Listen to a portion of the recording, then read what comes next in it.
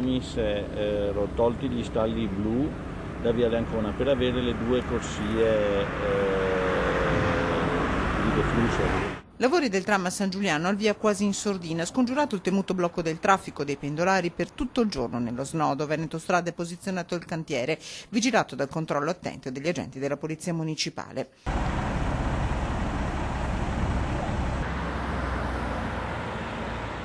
Unici disagi in mattinata in Viale Ancona, dove si sono registrati rallentamenti per l'arrivo del flusso di traffico da Marghera e Venezia, circa 400 auto l'ora. Chi lavora in zona guarda con preoccupazione il cartello fermata sospesa. Nessun mezzo pubblico da oggi porta al parco di San Giuliano.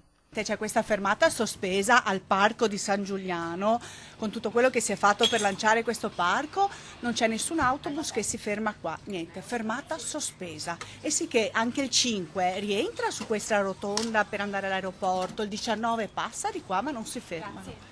Qualche giorno di tempo perché automobilisti e pendolari si orientino e tutte le criticità dovrebbero essere superate, anche se non si nascondono i timori in vista della chiusura totale dello snodo in direzione Venezia, prevista tra qualche mese, quando i veicoli in transito passeranno da 400 a 1300 ogni ora.